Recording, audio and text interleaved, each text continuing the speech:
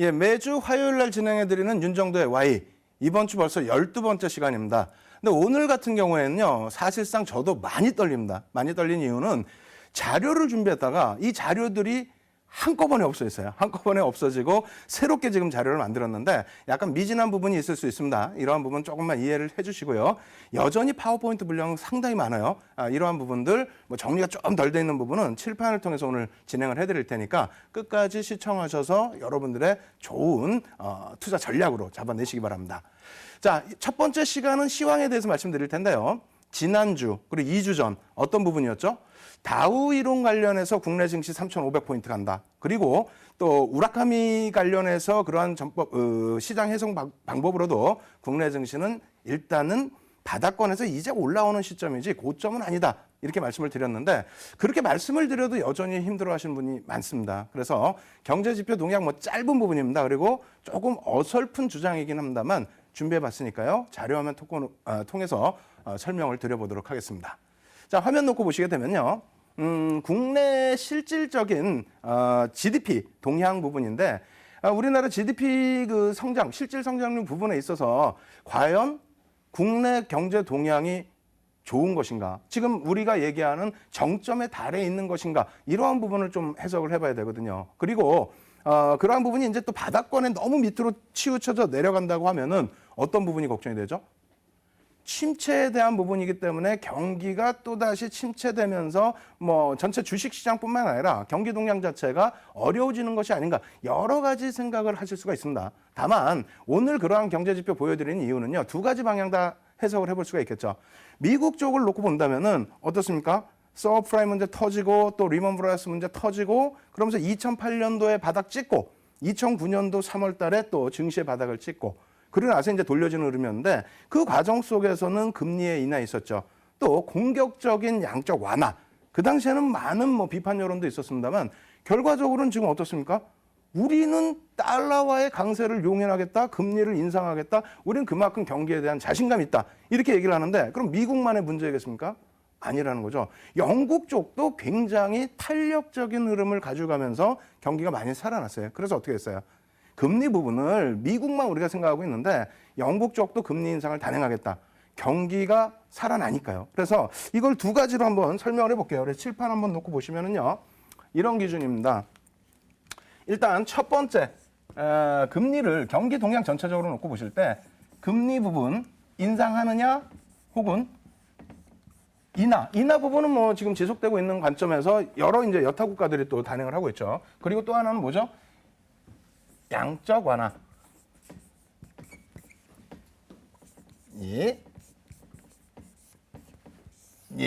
그렇게 해서 이 부분을 이제 잘 설정을 하셔야 돼요. 그래서 금리 부분에 있어서는 우리가 많은 어려운 부분을 갖고 가고 있어요. 첫 번째 뭐냐면 금리 인상 부분이 무조건적인 악재냐라고 해석하시는 부분들을 하고요. 그리고 금리 인하 이 부분이 꼭 호재냐.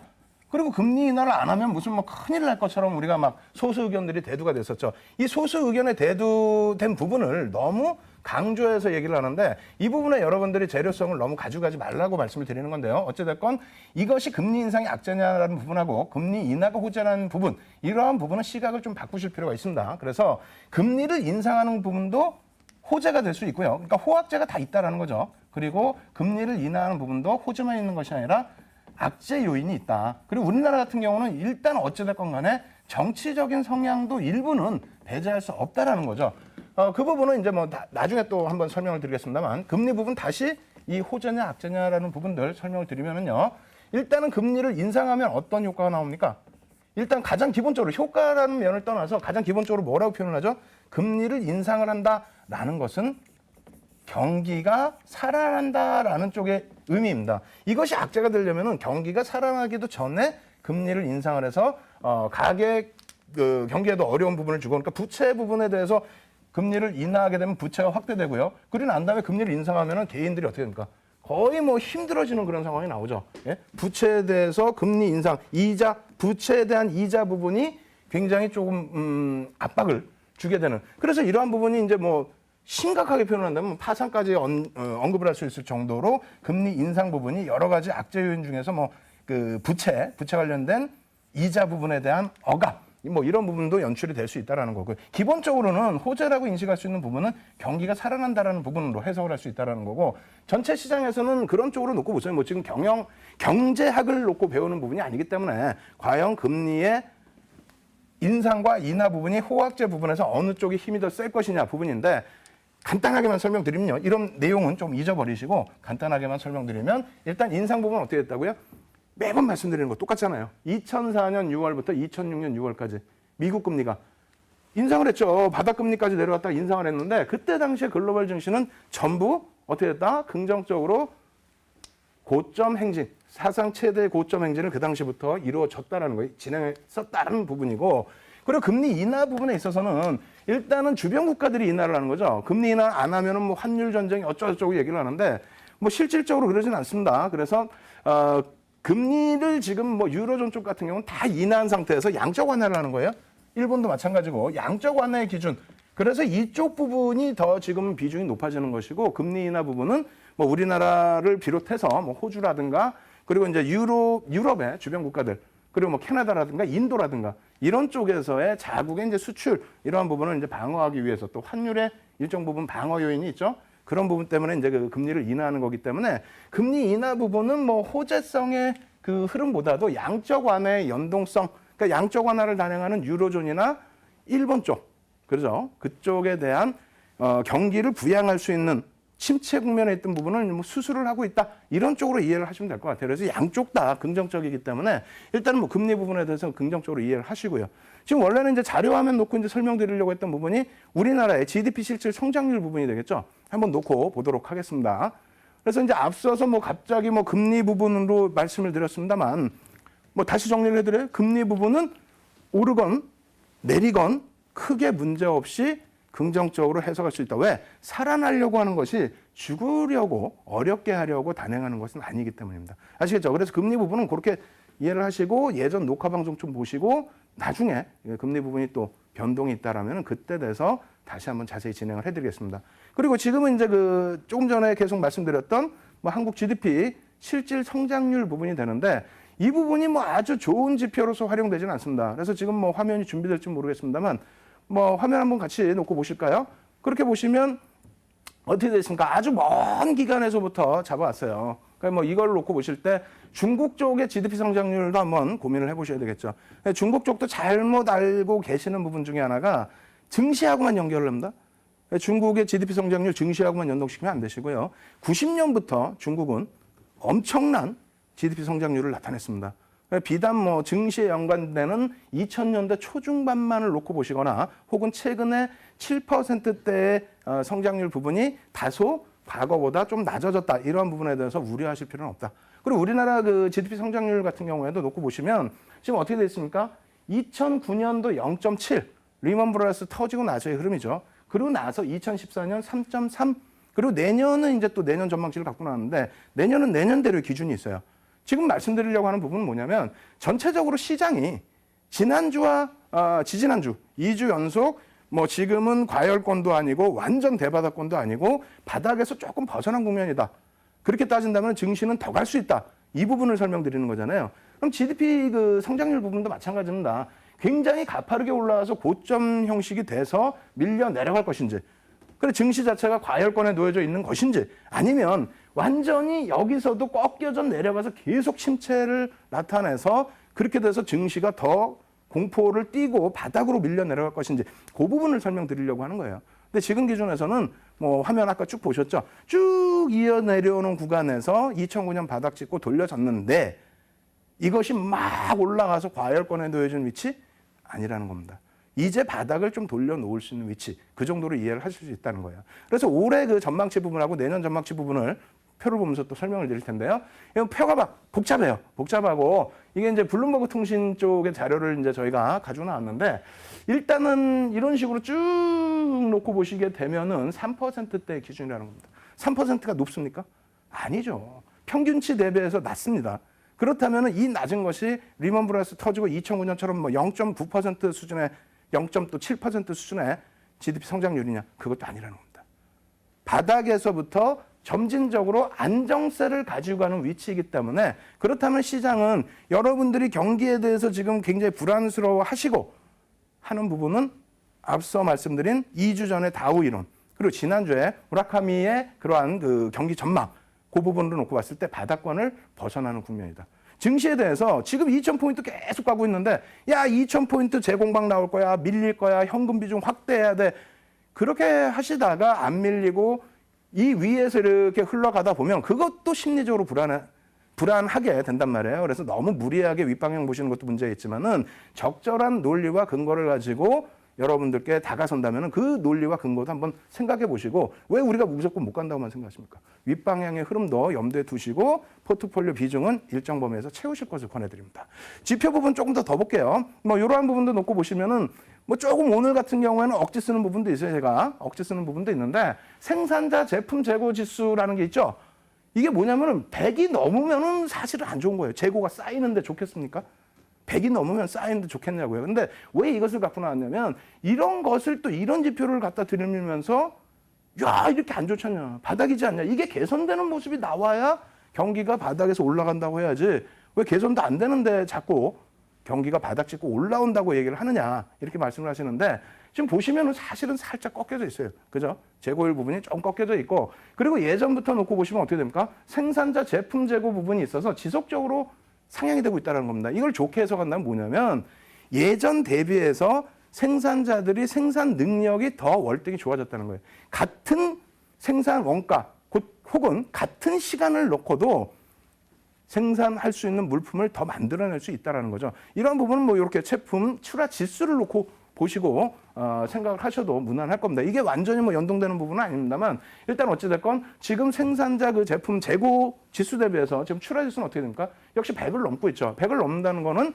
서서 예전부터 누적이에요. 예전부터 누적으로 계속 개선되고 있는데, 100을 넘는다는 것은 어찌됐건 100보다 위, 그러니까 생산자가 지금 출하 물량을 줄이는 것이 아니라 현재 기준에서는 그대로 유지하고 늘리고 있다. 근데 재고하고 비교했을 때 생산성이 조금 더 긍정적으로 해석이 될 수 있다.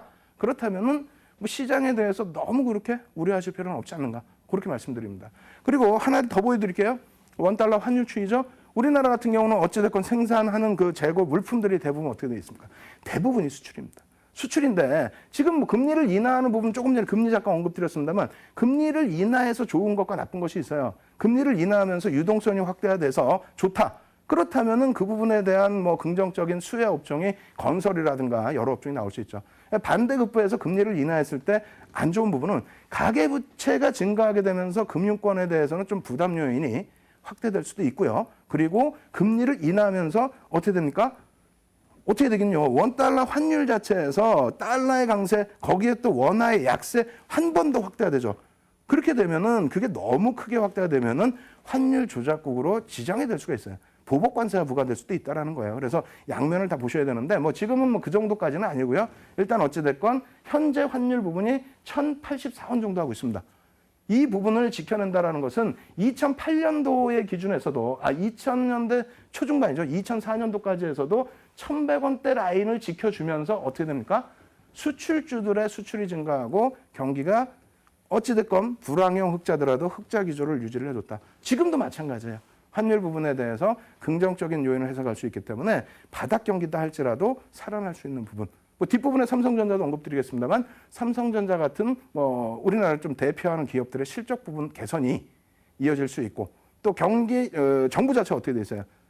작년부터 해서 계속해서 배당이라든가 자사주의 취득이라든가 이런 부분을 계속 강조를 하고 있기 때문에, 그렇다면은 부의 재분배 효과까지는 아니더라도 일정 범위의 자산 재분배의 효과 부분은 나타날 수 있는 그런 시기라는 것도 염두를 꼭 해두시기 바랍니다. 마지막으로 설비 투자 지수인데요. 설비 투자 지수는 뭐 짧은 구간에서만 놓고 볼 거예요. 그런데 지금 현재 보시면 설비 투자가 중간에 뭐 좀 낮아지고 안 좋은 적도 있습니다만 90 정도 내려올 때요. 근데 지금 어떻게 돼 있죠? 2015년 2월 뭐 계절적인 요인 있다 할지라도 99. 그리고 설비 투자 부분 뭐 증가할 때는 126까지도 증가를 했습니다. 이것도 정부의 정책적인 요인도 일정 부분은 포함되어 있습니다. 종합적으로 설명드린다면은 오늘 가지고 온 그 지표들 내용, 처음부터 말씀드렸잖아요. 억지스러운 부분도 있습니다. 어떻게 해석하느냐에 따라서 달라질 수 있고, 지금 해석이 꼭 시장에 맞아 떨어지느냐, 이렇게 할 수도 있습니다. 다만 한 가지 중요한 부분은, 어떤 경기 지표를 놓고 보더라도 이것이 추가적으로 악재 요인이 될 수 있는 깊숙한 충격, 침체 부분으로 연동되는 그런 지표는 아니라는 거고요. 또 한 가지는 과열로 인식할 정도의 고점 형식을 가져가는 부분도 아니라는 겁니다. 아시겠죠? 이 부분 다시 글로벌 증시를 통해서 국내 지수하고의 연동폭으로 놓고 보여드릴게요. 왜? 앞부분 그 내용 보시면 무슨 뭐 지겹잖아요. 경제학자도 아니고 여러분들이 시험 봐서 뭐 어디 들어가실 것도 아니고. 그래서 실질 증시에는 어떤 영향이 될 수 있는지 자, 미국 증시에서부터 한번 놓고 보도록 하겠습니다. 이 그림도 몇 번 보여드린 거예요. 보시면 S&P 500 지수 월봉 차트죠.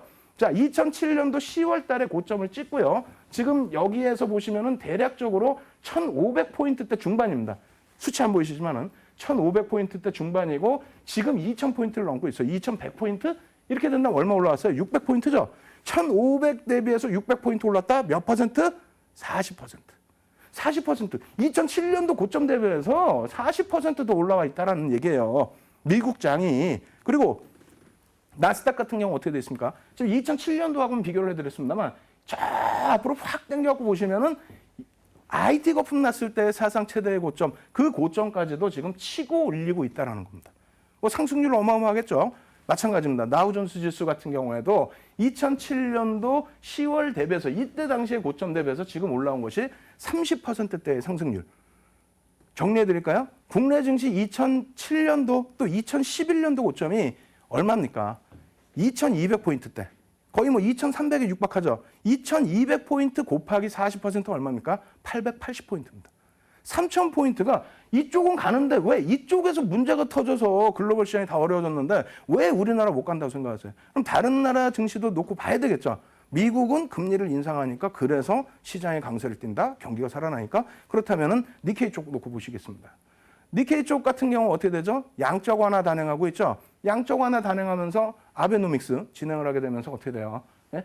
2007년도 6월 고점 대비해서 역시 고점을 뛰어넘고 있다는 겁니다. 그럼 최소 범위 어떻게 돼요? 지금 20년 동안 침체해서 이제 돌려지는데 경기가 살아난 것도 아니고 우리처럼 수출 자체가 뭐 전체적인 흑자 기조에 무역수지 적자가 이루어지고 있고 아직까지요. 우리나라처럼 뭐 불황형이라고 할지라도 무역수지가 흑자를 유지하는 그런 국가도 아닙니다. 그런 국가에서도 고점을 뚫고 가고 있다는 거죠. 니케이 225의 월봉 차트 놓고 보셔도 마찬가지입니다. 그리고 이쪽 같은 경우에는 뭐 캐나다 같은 경우가 되겠죠. 캐나다 같은 경우에도 역시 프랑스 쪽 기준이 되는데 현재 기준에서는 아직까지 유럽 쪽에 대해서 부담 요인 때문에 못 움직이는 부분이 있습니다만 독일 같은 경우 어떻게 돼요? 독일 같은 경우. 독일도 어마어마하게 오르고 있고요. 그다음 영국 또 금리를 인상하겠다는 영국 이쪽도 고점을 뚫고 가고 있다는